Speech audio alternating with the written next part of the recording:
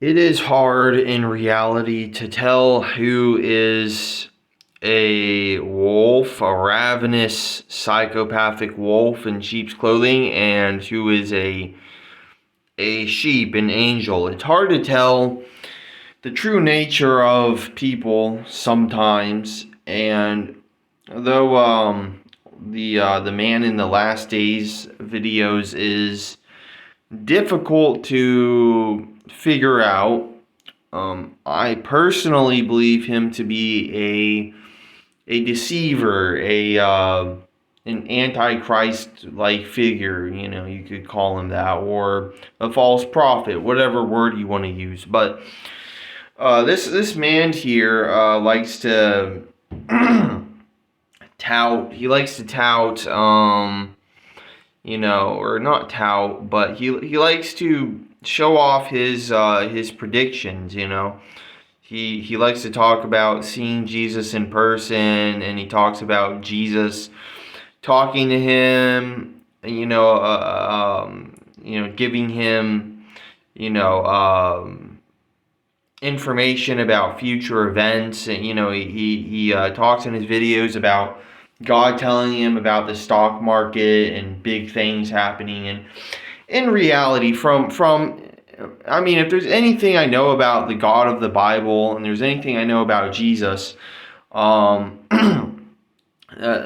I've come to learn over my many years of living and speaking to literally thousands of Christians in my lifetime, one thing that I've come to learn is that God doesn't literally speak. He doesn't speak loudly in your mind if he's trying to contact you. That, if you're really hearing voices, then I think you're probably schizophrenic, But every Christian I talk to, that when they refer to God or Jesus speaking to them, or the Holy Spirit, or a guardian angel, or any of that, it always has to do with an emotion, or an inner thought, a subconscious thought.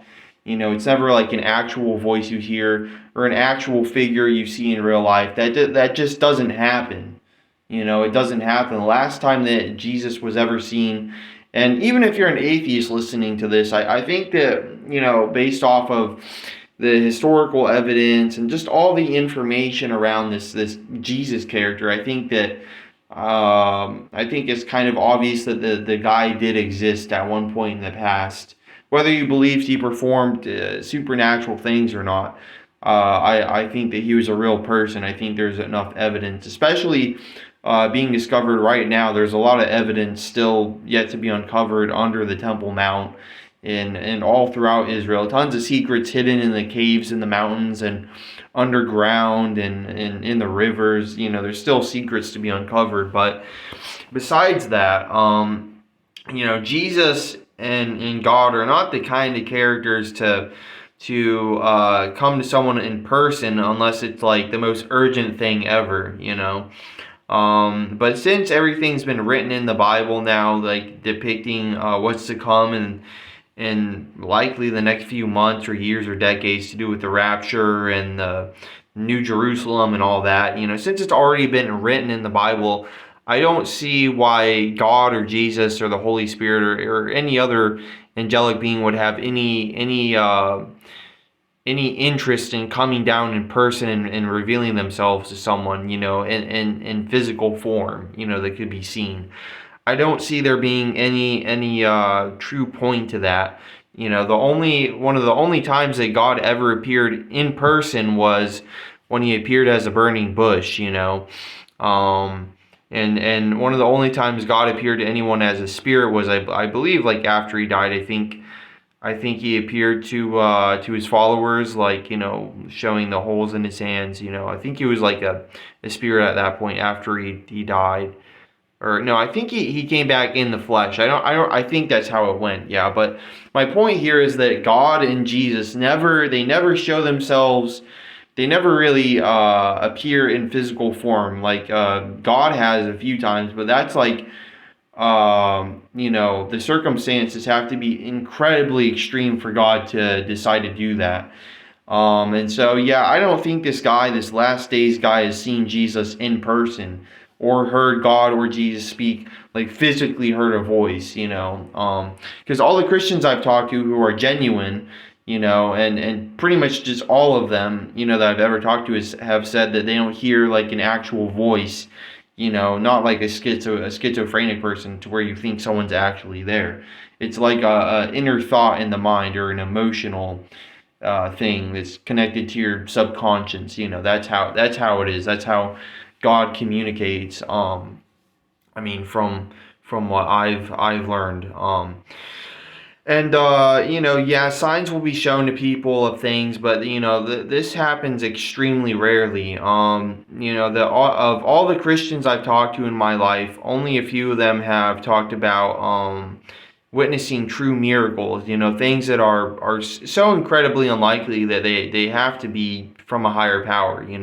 But these things pretty much typically only ever occur when a loved one dies, or when someone experiences a near-death situation, or someone's in like a dark place in the middle of nowhere where no one else is around. It's very, very extreme circumstances that cause interdimensional, paranormal type things to occur. And so, speaking from a religious perspective, from a theistic perspective, I think that no, the last days guy, I forget his name, but I think this guy is not, I don't think he's in contact with Jesus or God. I don't think they're coming to him in person. And I don't see why God would have any interest in crypto, even if it involved a stock market crash that would lead to, a lot of poverty in the country, and a lot of people ending up homeless. Even then, I don't think God's gonna have any interest in telling this one guy here, this last days guy about, some crypto thing going wrong or the stock market crashing. And I don't even think that's what he talked about. From one of the last videos I watched, I think he said something about a crypto currency going way up or something. He was saying that it should be invested in.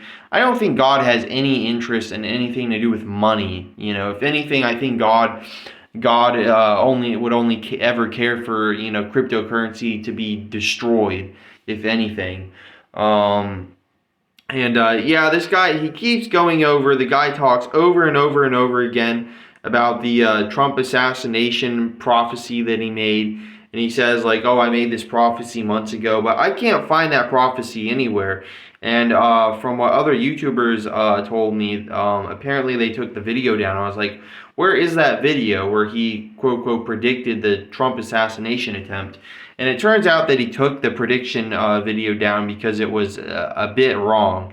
And then in more recent videos, he says, yeah, my predictions were a bit off, but this assassination attempt still occurred, But nonetheless, Trump is a pretty targeted individual. I don't think it's some big, the prediction that was given to him by God. I don't think so. I think that was just a prediction he made up, and it happened to come true. And he's made more recent predictions, but when you make like 1,000 predictions, in a year, in your dozens or hundreds of videos, yeah, you're gonna get something right, But in reality, when you get something wrong, you're no longer a prophet, you're a false prophet. You have to get everything right to be a true prophet, to be a true foreseer of future events. And from what I've seen in the Bible, the people that are given, true revelations from God, they don't get anything wrong. They don't get little things wrong here and there. The things don't go a little bit off track from what they predicted. No, when people are given a sign, a message from God, they predict this thing, and they say in the Bible that God told me this empire will rise, this Roman Empire will rise, 3 empires after there are certain characters in the Bible that make predictions, and they say that it's from God, and they get everything right to a T. And this guy doesn't get everything right to a T, and so that tells me, boom, false prophet. And if there's one thing I've learned, usually real prophets, real people, legitimate Christians, legitimate non-prophets in real life, that I think I've maybe come across. I can't be certain, but from what I've learned from true Christians that I've spoken to, I'm not saying the Last Days guy isn't a true Christian. I don't know. I'm just questioning his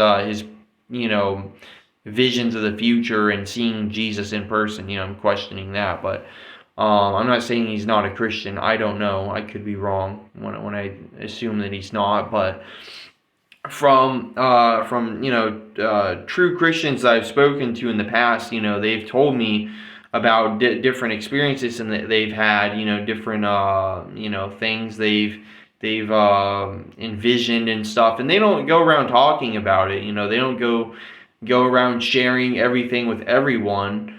And usually what these people will tell me is that it's for them personally. It's from God to them personally. It's not for them to share with everybody, for clout and attention and fame and wealth. And so a lot of these people that I talk to, that they get real insights and stuff, I would assume, from God.